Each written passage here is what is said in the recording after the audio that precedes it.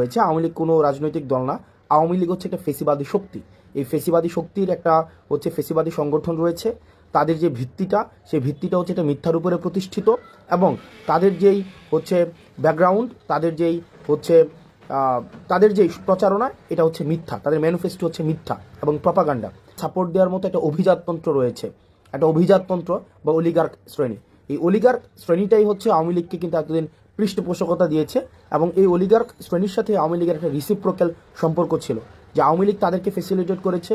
আপনি 10-12টা কোম্পানি, 10-12টা গোষ্ঠী তাদেরকে ফেসিলিটেট করেছে, এবং আওয়ামী লীগকে তারা ফেসিলিটেট করেছে। এবং দিন শেষে যেটা হয়েছে, আওয়ামী লীগ একটা জনবিবর্জিত একটা দলে সেখানে পরিণত হয়েছে। নচেত 5ই আগস্টে যে ঘটনা ঘটেছে, আপনারা দেখেছেন যে আওয়ামী লীগের বলেছে যে এশিয়া মহাদেশের সর্ববৃহৎ সংগঠন আওয়ামী লীগের সাথে আরও সম্পৃক্ত যে সংগঠনগুলো রয়েছে, তা সত্ত্বেও কিন্তু একটা মানুষকেও রাস্তায় পাওয়া যায়নি যে আওয়ামী লীগকে ডিফেন্ড করার মতো একজনকেও পাওয়া যায়নি। তা আওয়ামী লীগের সাথে বেসিক্যালি যে সম্পর্কটা ছিল, সেটা হচ্ছে স্বার্থের সম্পর্ক।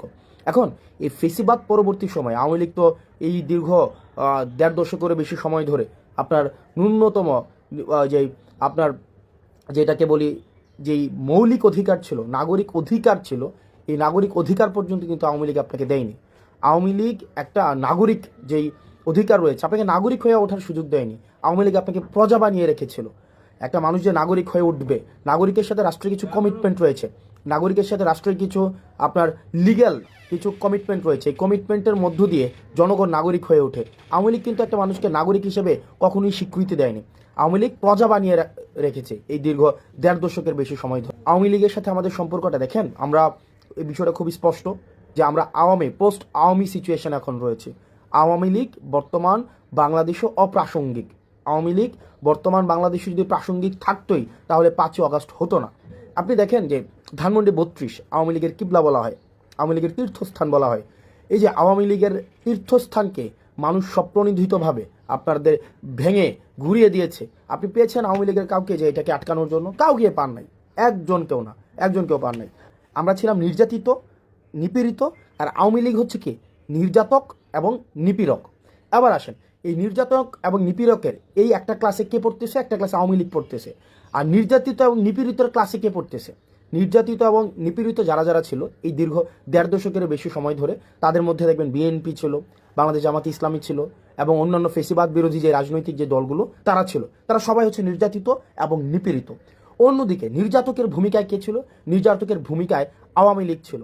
সুতরাং সেই জায়গা থেকে এখনো পর্যন্ত আমাদের যে লড়াইটা, পোস্ট আওয়ামী লীগ পরবর্তীতে আমাদের যে লড়াইটা, এই লড়াইটা কিন্তু বিএনপির সাথে আমার লড়াই না, বাংলাদেশ জামাত ইসলামের সাথে আমার লড়াই না, বরং আমাদের এখানে ক্লাসিফিকেশনটা খুবই স্পষ্ট। সেটা হচ্ছে যে নির্যাতকের বিরুদ্ধে আমাদের নির্যাতিতদের লড়াই। খুব পাশের একজন ছাত্রলীগের একটা ছেলে বা আওয়ামী লীগের একটা ছেলের সাথে কথা বলে দেখেন, তাদের মধ্যে ন্যূনতম আপনার সরি ফিলিংস নাই, অ্যাকনোলেজমেন্ট নাই। তাদের মধ্যে কোনো ধরনের, আপনি অপরাধ যদি ক্ষমা করতে হয়, আগে আপনাকে স্বীকার করতে হবে এটা একটা অপরাধ ছিল, একটা ক্রাইম ছিল, আমি এই ক্রাইমটা করেছি, এই স্বীকৃতিটা অন্তত আপনাকে দিতে হবে। আপনি দেখেন Awami League as a party, fine, Awami League as a party হিসেবে তাদের মধ্যে এই ফিলিংসটা নাই, বা আওয়ামী লীগের যারা নেতাকর্মী রয়েছে তাদের মধ্যেও কিন্তু এই ফিলিংসটা নেই, একটা মানুষের মধ্যেও কিন্তু এই ফিলিংসটা নাই। বরং এত মানুষকে হত্যা করার পরেও তারা এখনো পর্যন্ত হুমকি ধামকি হচ্ছে দেখে নেওয়া হবে, তুলে নেওয়া হবে, একদিন সময় আসুক তোদেরকে মেরে ফেলা হবে, তোদেরকে বাসায় থাকতে দেওয়া হবে না, এই জিনিসগুলো কিন্তু এখনো পর্যন্ত অব্যাহত রেখেছে। অর্থাৎ এত বড় একটা এত নির্যাতন নিপীড়নের পরে 2000 মানুষকে হত্যা করেছে শুধুমাত্র ক্ষমতা টিকিয়ে রাখার জন্য। তিনটি ইলেকশনকে, গণতন্ত্রকে গলা টিপে হত্যা করা হয়েছে। আজকে বেনজির কি বলেছেন? আজকে বেনজির বলেছেন যে প্রশাসন এবং পুলিশের আপনার সিংহভাগ, উনি সংখ্যাটা উল্লেখ করেছেন, 90% বেশি হচ্ছে আওয়ামী লীগ আপনার। এবং আওয়ামী লীগ যদি সংগঠিত হয় তাহলে পুলিশ তাদেরকে প্রোটেকশন দেবে।